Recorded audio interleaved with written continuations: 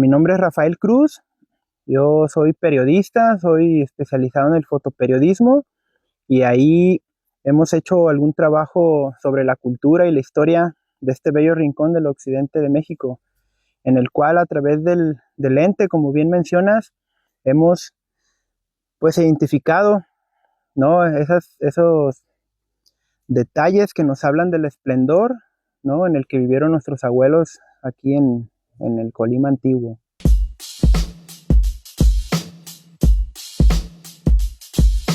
Sí, mira, yo nací en Colima, en la mera capital de Colima, ¿no? Ahí por Avenida San Fernando. Mis papás son de Guadalajara, ¿no? Mi papá se llama Rafael Cruz, mi mamá Juana Vázquez, y vinieron ellos desde muy jóvenes porque mi abuelo era ferrocarrilero y mi otro abuelito era trabajador de las carreteras, ¿no? Entonces tuvieron una oportunidad de trabajo por acá, ¿no? Para desarrollarse y fue que terminamos, que mi familia terminó aquí en Colima y tuve la oportunidad yo de nacer aquí también. ¿Cómo fue tu tema de en temas, cuántos hermanos tienes, el vínculo y tu escolaridad? Sí, mira, tengo dos hermanas, más chicas que un servidor. Una se llama Rosa Guadalupe, otra se llama Ana Cecilia. Y yo estudié también aquí en el estado de Colima. Por ejemplo, el jardín de niños, ¿no? Me lo aventé en lo que hoy es la ex zona militar. Antiguamente ahí había un jardín de niños y mi abuelita ahí me escribió. Era muy interesante ese lugar porque haz de cuenta que salíamos al recreo y pues ahí siempre veíamos que aterrizaba el helicóptero, ¿no? Siempre el helicóptero andaba, salía. Entonces casi todos mis amigos eran hijos de militares, ¿no? Porque ahí es básicamente una colonia militar. Entonces ahí aprendí como el gusto también como de ir conociendo, de ir explorando, de ir como enterándome el alrededor de donde yo me estaba desenvolviendo. Después de ahí estudié en la primaria Lázaro Cárdenas del Río, en donde ahí me topé, por ejemplo, con los misterios, ¿no?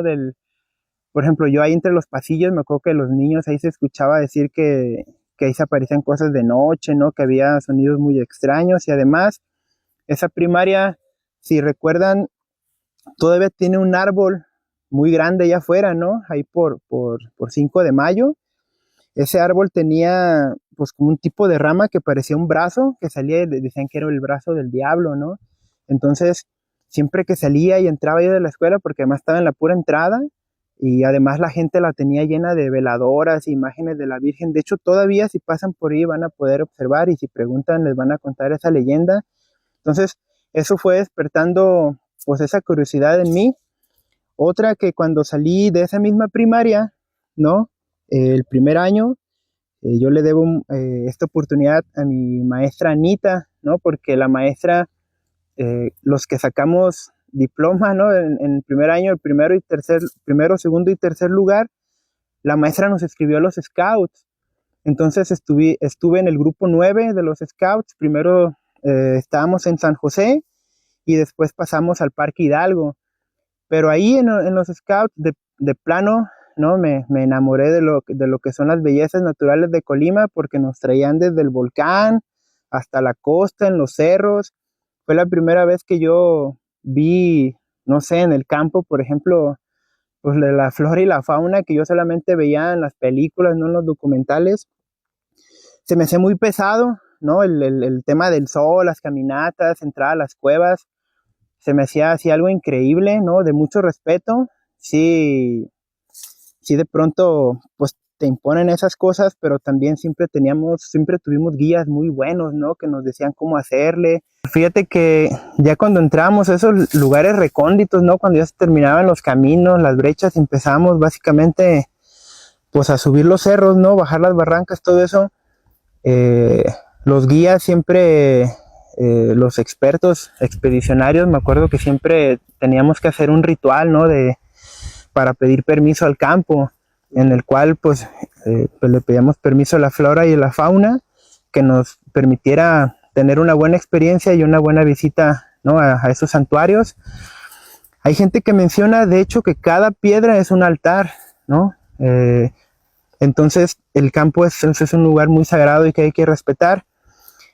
Ya entrando a los scouts, pues los otros 2 compañeros que también sacaron diploma dejaron de ir, pero yo me aventé más de 8 años ahí, ¿no? Incluso escalé de lobato y luego fui parte de la tropa, ¿no? Y después parte del clan, ¿no? De los claneros. Entonces, eso me despertó ya de plano el amor por el campo de Colima. Después de ahí tuve la oportunidad de seguir estudiando, ¿sí?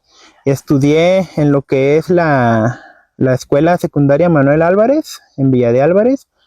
Entonces, ahí me aventé también parte de lo que fue, a mí me gustó mucho ahí la materia de historia, ¿no? Teníamos un profe que le metía también mucha pasión ahí el tema de la historia, y aunque la materia estaba más encaminada a la historia de México, a mí se me hacía bien interesante porque también había un apartado de la historia de Colima. Antes, me acuerdo que los que estudiamos, no sé si se recuerdan, había un librito así verde de la historia de Colima. Entonces siempre lo cargábamos, ¿no? Una vez a la semana, y siempre le dábamos un repasón a todo lo que era el legado cultural de Colima. Después de ahí tuve la oportunidad de seguir estudiando, estudié en el bachillerato técnico número 16, también ahí en la villa, y después del bachillerato, ahí haz de cuenta que fue como un parteaguas, porque fíjate que a mí me gusta mucho la música. Me gusta mucho escribir canciones, me gusta tocar la guitarra, me gusta tocar el piano, la batería, el bajo, y se me hace muy fácil así aprender, ¿no? Instrumentos, y me gusta asistir también a los conciertos, ¿no? Me gusta mucho la música de los Beatles, y fíjate que ahí, cuando ya salí del bachillerato, me topé con que iba a estudiar, ¿no? Entonces dije, bueno, estudiar música o estudiar qué onda. Entonces, fíjate que también me gustaba mucho el periodismo me impactaba mucho en las películas, porque yo veía que en esa profesión básicamente hacían de todo, ¿no? Incluso podría citar la película esta de Superman, que me acuerdo que de niño la vi, porque yo estaba, ¿no? Pues estaba viendo la televisión, cuando de pronto pues veo que están pasando un periódico, ¿no? En Nueva York. Ahí está la sala de prensa, están los directivos, están eligiendo la información. Entonces ven que hay una bronca en París, ¿no? Ellos estaban pues del este lado del Atlántico. Entonces sale, ¿no? El personaje, ¿no? Clark del periódico, y ya ven la película. Entonces se lanza, ¿no? Hasta París, llega a la Torre Eiffel, ya pues avienta el rescate, lo de la bomba y todo. Ahí se encuentra con la otra compañera de su periódico. Y bueno, cuando yo vi eso dije, no manches, ¿a qué se dedica ese camarada, no? Periodista, ¿no? Dije, dije, no, yo también quiero dedicarme a eso, ¿no? Qué interesante. Y me propuse un día ir ahí, a la misma Torre Eiffel, ahí en París. Y ahí quedó, ¿no? Nunca me he puesto límites. Quienes me conocen saben que siempre estoy soñando, parece como en otro mundo, ¿no? Y eso me ha ayudado.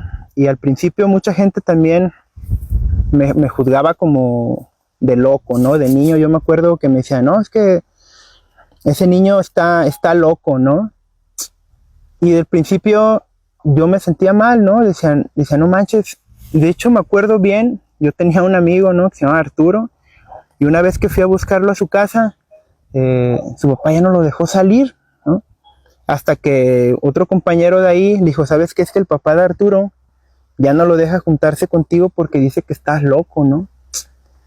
Entonces dije, no manches, ok, ¿no? Entonces fíjate que entré a la secundaria, y en la secundaria mi familia descubrió un libro que se llamaba Se Buscan Locos, del escritor Jorge Cuevas. Entonces, fíjate que en esos años vino el escritor a Colima, de hecho lo sigo en redes, es excelente escritor, hijo también del reconocido también escritor Jorge Cuevas, y vino a Colima, y mi mamá que me escribe, ¿no? Y me dice, ¿sabes qué? Creo que tengo un curso ideal para ti.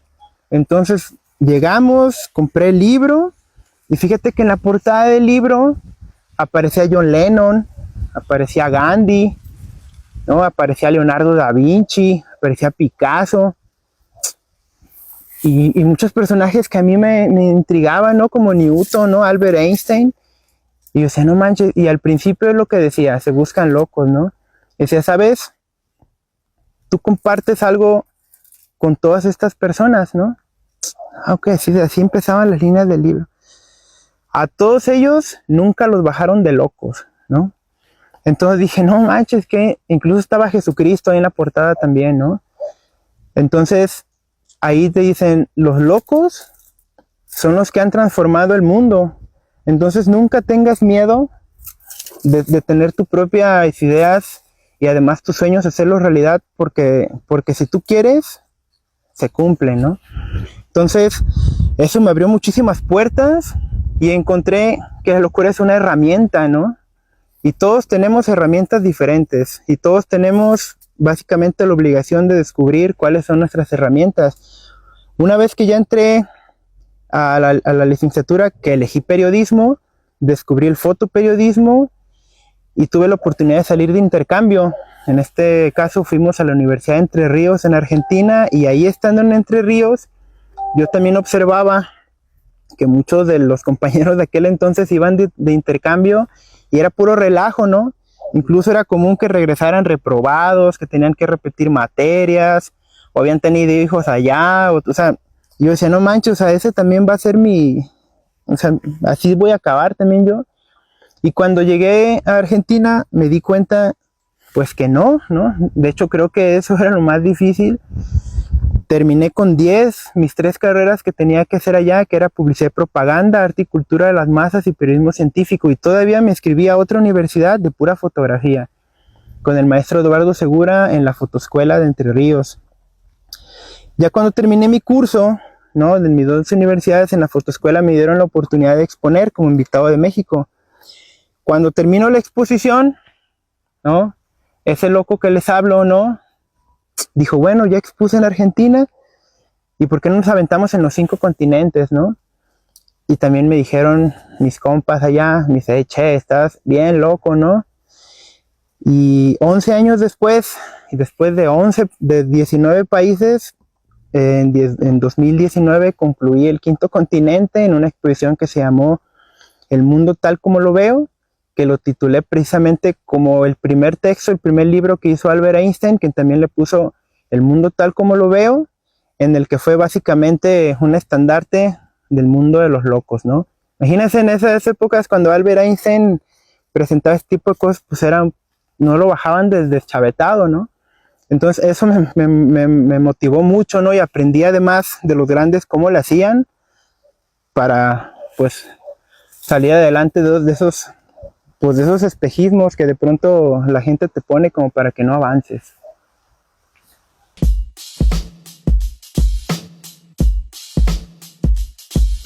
Abriendo un poquito también el camino de conocer a Rafael Cruz, ¿cuál es tu comida favorita? Mi comida favorita, los sopitos de la villa. ¿Tu deporte favorito? El senderismo. ¿Tienes alguna música también favorita? Sí, me gusta la música de los Beatles. Me considero un beatlero de corazón. De hecho, en esa trayectoria de 5 continentes tuve la oportunidad de visitar la casa de los 4 Beatles. Visité en Liverpool la casa de John Lennon y le toqué. Hice mi ritual. Y dije, si hubiera llegado a unos 50, 60 años, quién sabe qué desmadre hubiéramos hecho, ¿no? Entonces, también me gusta mucho la música de Nirvana. Admiro la trayectoria de Kurt Cobain. Me gusta mucho la gente que escribe música, ¿no? Se me hace algo increíble. Pero también, eso es como de la parte comercial, la música que me gustó es la música regional de los países. Me encanta la música vietnamita, me encanta la música tailandesa, la de Laos, ya sin decir la música japonesa, ¿no? La china, la música tradicional de Argentina, la música tradicional mexicana, la inglesa, ¿no? La música tradicional también de Alemania, la de Egipto, ¿no? O sea, me encanta ese tipo de música. ¿Tienes algún libro favorito? Mi libro favorito, Yo creo que sería El hombre y sus símbolos, de Carl Jung. En temas de cine, de cinematografía, ¿tu película favorita? Mi película favorita, La montaña sagrada, de Alejandro Jodorowsky.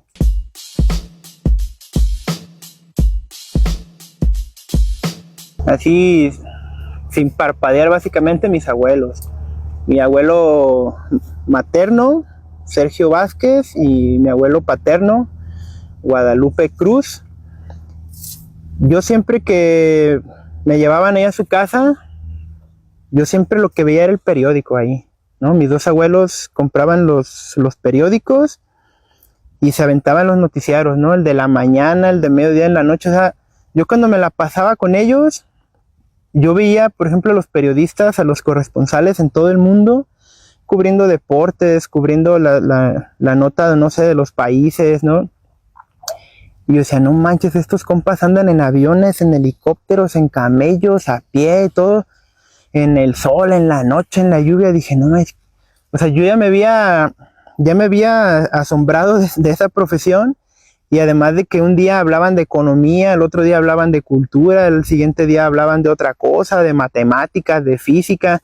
Y a mí se me hacía increíble, ¿no? Se me hacía increíble también, porque además yo veía que los periodistas siempre estaban en todo y siempre me impresionó ese tema de estar informado, ¿no? Estar así como pendiente de lo que pasa en el acontecer del día a día en el planeta. Eso me interesó. Entonces, precisamente ayer, ¿no? Tuve la oportunidad de juntarme con unos amigos periodistas ya pues de carrera así consolidada. Uh-huh. Y a mí me encanta porque yo los veía y yo decía, no mames, a estos camaradas son los que mis abuelos platicaban de ellos, son los que yo veía en las televisiones, son los que yo escuchaba en la radio. Entonces yo admiraba mucho y a mí se me hace una oportunidad de la vida increíble, ¿no? Que hoy en día seamos compañeros de trabajo y nos veamos y estemos básicamente en la línea de fuego también, cubriendo, ¿no? Con nuestros micrófonos, con la pluma, con las televisiones, con las cámaras, los impresos. Se me hace una oportunidad muy chida de la vida, pero sí, ese sueño salió desde la casa de mis abuelos.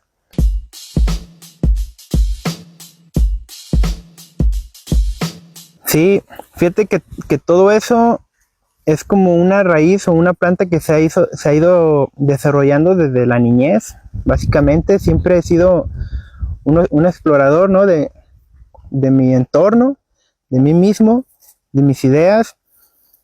Ahorita que estaba platicando del tema de mis abuelitos, ahí fue la semilla para platicarte o para terminar trabajando algo que te voy a platicar ahorita.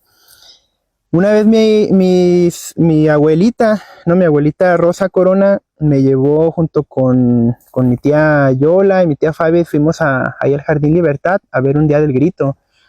Y ya me acuerdo que estábamos ahí abajo, ¿no? En lo que es la plaza. Uh-huh. Y empezaron pues los militares a tocar, ¿no? Empezó el himno nacional, el huapango de Moncayo, ¿no? Toda la algarabía, las luces, los colores, el castillo. Y después Palacio de Gobierno con su balcón y salió el gobernador, ¿no? Uh-huh. Entonces sale el gobernador de ese entonces y a mí me acuerdo que se me hacía bien interesante ver toda la gente que estaba ahí arriba, ¿no? En las ventanas. Yo decía, bueno, ¿qué hay allá detrás de esos ventanales? ¿Por qué esa gente está ahí? ¿Qué se ocupa hacer para estar ahí? Y luego me imaginaba qué chido se vería desde esa vista hacia el jardín. Y dije, un día voy a estar ahí, ¿no? Un día voy a estar ahí. Sí. Después del tema de la fotografía, porque en lo profesional mi primer como vertiente fue fotógrafo de conciertos. Okay. En el mundo de los conciertos tuve la oportunidad, por ejemplo, de cubrir a Gustavo Cerati, uh-huh, a Black Sabbath, a Paul McCartney, a Pink Floyd, no sé, bandas locales como los Caifanes, o sea, muchísimos, ¿no? Aerosmith también, ¿no? Entonces, estaba yo en todo ese tema, en el periodismo, cuando un compañero me dice, ¿sabes qué, Rafa? Ocupo unas fotografías para un candidato de aquí, de Villa de Álvarez. Y ya le dije, órale, sí, de apoyo, vamos, nos las aventamos. Y ya cuando estaba ahí, tomé esas fotos, y lo uno acá, y lo otro acá. Y ya, bueno, a grandes rasgos, me ha tocado en la vida cubrir a 3 presidentes municipales, a un diputado federal, ¿no? Participar en 2 campañas para la gobernatura, cubrir a un gobernador constitucional y 2 gobernadores interinos, y además 2 diputados locales, y bueno, en fin. Un día, en 2018, yo trabajando en gobierno del estado, me dicen, ¿sabes qué? Te vamos a poner la responsabilidad más grande del evento más importante del año, ¿no? Que es el Día del Grito, ¿no? Yo dije, no manches, ¿no? El Día del Grito y la cobertura del Día del Grito por un fotógrafo, y los que se avientan esa misión sabrán que es un evento muy complicado, un evento en el que estás en un lugar muy chiquito, estás en la altura, estás agarrado básicamente de un pilar con otra la cámara. Las condiciones de luz son horribles porque tienes contraluces de todos lados, además toda la gente está viendo, y además es una cosa que solamente pasa una vez. Y si quieres más presión, es una foto que al siguiente día va a estar en todos los medios, ¿no? En aquel entonces había todavía impresos y salía en todos los medios, ¿no? Entonces yo iba a ser responsable de ese rollo. Y un día que me la aviento, ¿no? Y ya estoy así en el balcón agarrado, y que empieza el himno nacional, ¿vale? ¿No? Y luego que empieza el Huapango de Moncayo, se me pone la piel de gallina, y luego los colores, y luego el Viva México, ¿no? Y la verdad es que sí estaba llorando ahí en el balcón, ¿no? La neta. Y dije, no manches, todas las cosas se pueden hacer, ¿no? Y no solo cubrí ese, cubrí otros 3. Y aparte la vida me sorprendió cuando yo fui el que cubrí el grito de la pandemia. Porque el grito de la pandemia, si recuerdan, fue a puertas cerradas. Estaba el Palacio de Colima recién restaurado. Y la pandemia no permitió un evento público. Entonces cubrí al gobernador, que en ese entonces era Nacho Peralta, y el día del grito nada más era él y yo, ¿no? O sea, además me tocó estar a mí solo en todo el grito, básicamente, ¿no? Entonces traté de hacer las mejores fotos posibles, ¿no? Fue un tributo también al sector salud, y fue una oportunidad que dije, no manches, qué increíble, ¿no? Entonces así fue, así como escalando de una cosa a otra. ¿Has tenido más trabajos así en temas institucional?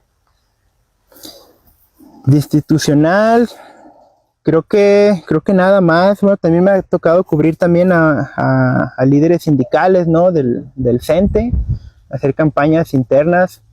Y me gusta mucho también el mundo de la fotografía, de la comunicación institucional. Fíjate, también cuando yo inicié en ese tema, fue un reto para mí, porque la fotografía institucional es muy fría, o suele ser muy fría, Sí. Y en aquellos entonces son eventos protocolarios, son eventos que suelen ser muy fríos, ¿no? Entonces, para que una foto impacte, yo me acuerdo que decía, bueno, ¿cómo le tengo que hacer? Entonces, dejé ese lado solamente frío y le metí la creatividad, porque además de haber estudiado periodismo, también estudié fotografía creativa. Uh-huh. Tanto fue así que en la página de gobierno del estado, una vez yo propuse una galería en blanco y negro. Y cuando la propuse, sí se sacaron de donde, dijeron, ¿qué? Y publicaron mi fotografía de la galería en blanco y negro, y creo que fue la primera vez que se publicaron galerías en blanco y negro de manera creativa en una cuenta institucional. Entonces, a partir de ahí, empecé a romper todos los paradigmas, ¿no? Que me fueran posibles, hacer la fotografía más estética, ¿no? Que cumpla con todo el rigor de los parámetros profesionales, leyes de composición. Uh-huh. Y pues pienso yo que sí aportamos un poco. Creo que ya la fotografía institucional actualmente en Colima es otra.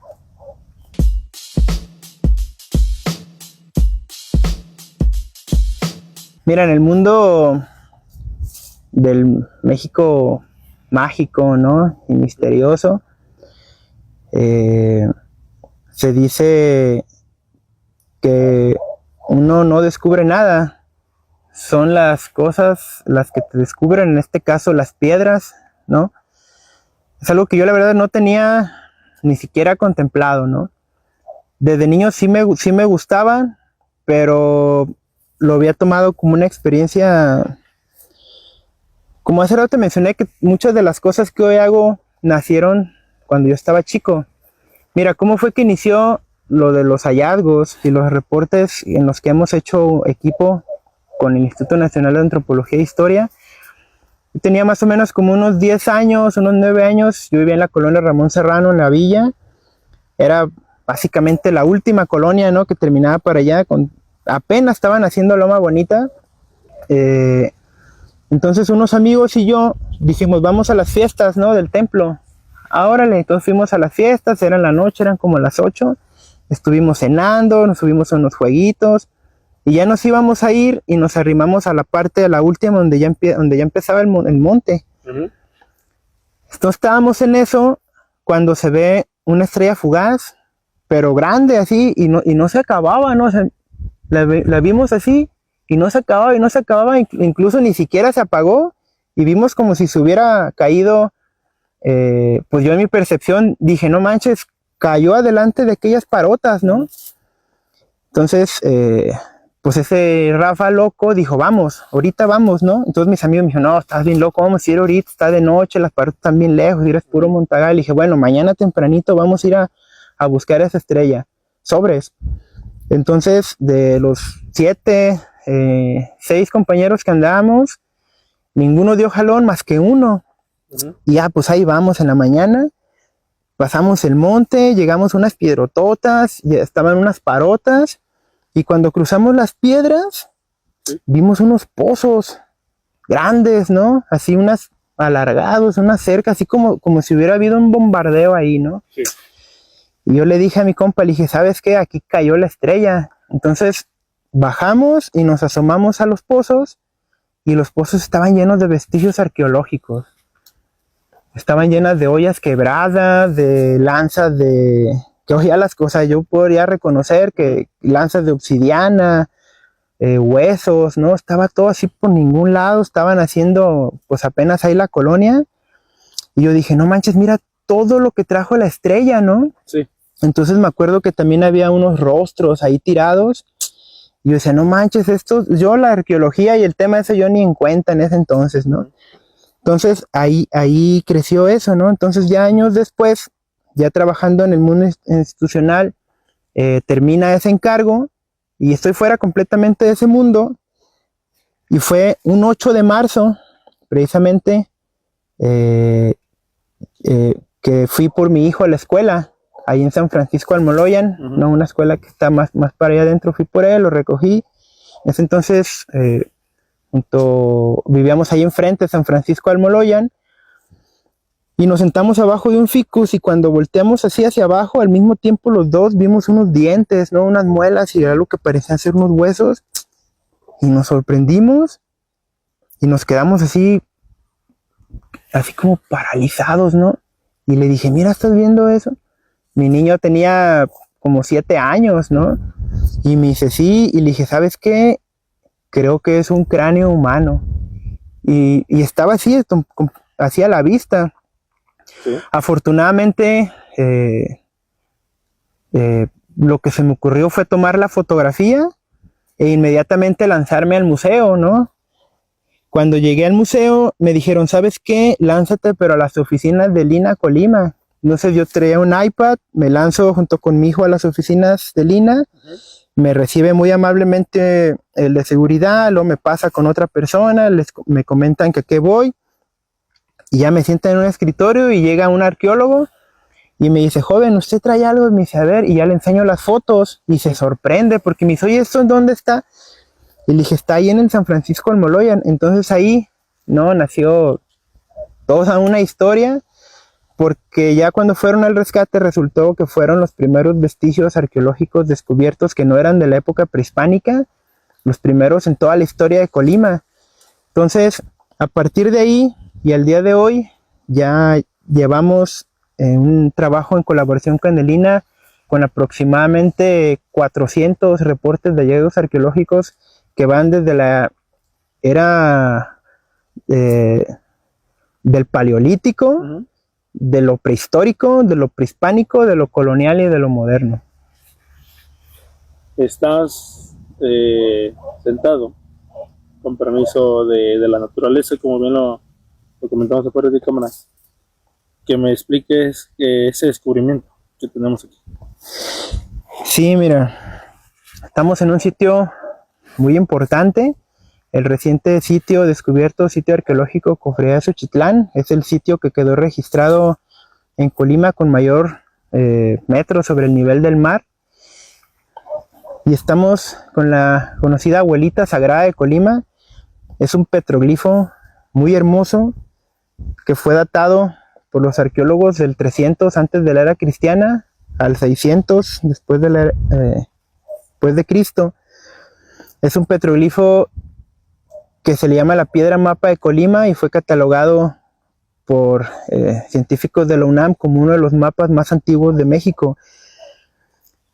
Esta hermosa piedra grabada se dice que es la orografía de todo lo que es el volcán de Colima.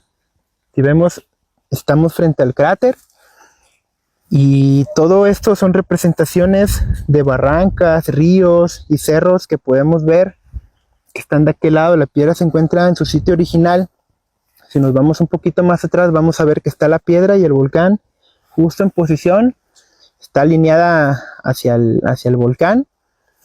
Y se dice que fue esculpida por los antiguos pobladores de Colima para hacer un mapa de la región en aquellos entonces, en el cual podemos ver básicamente a manera de una fotografía cómo era en aquellos entonces Colima. Se dice que es una representación orográfica de lo que es el paisaje, pero también de aquel lado tenemos una representación del Mictlán. Es una piedra que es catalogada como una piedra sagrada, porque se dice que en la antigüedad muy posiblemente este haya sido como una ruta, ¿no?, importante de peregrinaje. Este tipo de abuelitas, en la antigüedad la gente venía y les pedía cosas, la abrazaban, le lloraban, le dejaban ofrendas como flores, miel, sal, carbón y distintas pues elementos y líquidos, ¿no?, que eran sagrados para la época. Entonces esta piedra nos habla, ¿no?, del esplendor que vivieron nuestros abuelitos, ¿no?, en aquel Colima prehispánico.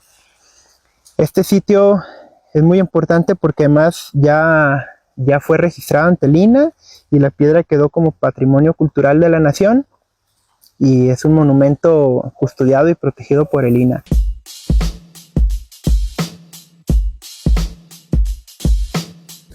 Pues estaría orgulloso de no haber matado a ese niño Rafael Cruz, porque nosotros somos los primeros los que matamos a nuestra versión, esa primera.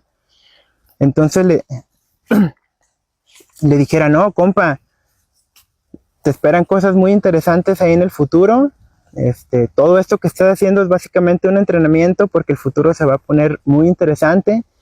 Yo nunca me hubiera imaginado que a estas alturas del partido se pudieran descubrir cosas, ¿no? Porque, pues no, o sea, pues estamos en pleno siglo XXI, ¿no? Siglo XX. Entonces vimos, ¿no?, que parecía que en Colima no teníamos identidad cultural, pero vaya que sí la tenemos, y en cuanto más hemos estudiado y más nos metemos a la historia de Colima, nos damos cuenta del tesoro cultural en el que vivimos. Básicamente aquí fue uno de los sitios más poblados de aquella antigua Mesoamérica. Fue un sitio, por ejemplo, este vestigio ya era antiguo cuando muchas de las ciudades que hoy son antiguas de México apenas estaban construyendo, como Morelia, ¿no?, como Querétaro, como Guanajuato, ¿no?, como la misma Ciudad de México. Esta abuelita sagrada ya era antigua, ya era adorada por los pobladores de aquel tiempo. Entonces, los colimenses tenemos que saber la herencia cultural tan increíble y esplendorosa que nos dejaron, pero también es muy importante que la sepamos cuidar. Solamente son el mismo pueblo quien puede cuidar este tipo de cosas. que se apropien de ellos, que las aprecien, pero también que se cuiden. Miren, en este tema de los hallazgos hay muchos mitos y muchas cosas que de pronto, por ejemplo, dicen, ¿sabes qué? No reportes tal cosa porque te van a quitar el terreno, ¿no? No reportes tal cosa porque te van a hacer... No, miren, la historia de Colima ha sido bastante destruida y saqueada ya a lo largo de toda la historia. Es momento que hoy ya le devolvamos, aunque sea un poquito, y no se pierde nunca nada, ¿no? Miren, si un día tienes la oportunidad de estar haciendo algunas mejoras en tu predio particular y tienes la oportunidad de estar frente a la historia, lo que se hace es no tocarlo, dejarlo tal cual, tomar fotografía, si se tiene la oportunidad, e inmediatamente dar aviso al INAH. El INAH va a hacer un rescate arqueológico, rescata la pieza y te da a elegir si tú la quieres conservar o si se conservan ellos en su bodega. Cuando haces eso, la pieza se registra y ellos te entregan un registro muy interesante, muy bonito, en el que te hace, pues básicamente, acreedor como un guardián responsable del patrimonio cultural mexicano. Entonces, por eso cuando vamos a los museos y las exposiciones vemos colección privada, colección de la familia tal, termina la exposición y te la devuelven. Entonces, la historia de Colima gana, ¿no? Queda registrada. Muchas piezas muy hermosas de Colima han salido de Colima, las podemos ver en las subastas, ¿no? En los museos alrededor del mundo, piezas muy hermosas, y pues a nosotros no nos quedó nada, ¿no? Nos quedaron las piedras, ¿no? Nos quedaron los sitios. Entonces hay que cuidarlos y hay que apreciarlos muchísimo, ¿no? Porque es nuestra herencia.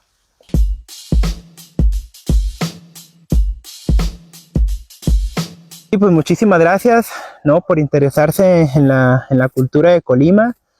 Muchísimas gracias a Tridente Informativo, a ti, Javier, por también interesarte y darle difusión a lo que nos dejaron los antiguos pobladores, y disfrutemos, ¿no? de esta grandeza, y cada vez pues defendamos, ¿no? Defendamos esas raíces, porque la verdad es de que Colima tiene un acervo histórico increíble y súper vasto, ¿no? Muy lastimado, sí, ¿no?